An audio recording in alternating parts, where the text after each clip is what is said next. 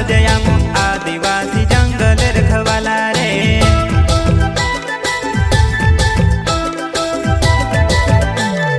चल जंगल जमीन काज पूजे रे आदिवासी दुनिया ने रखवाला रे।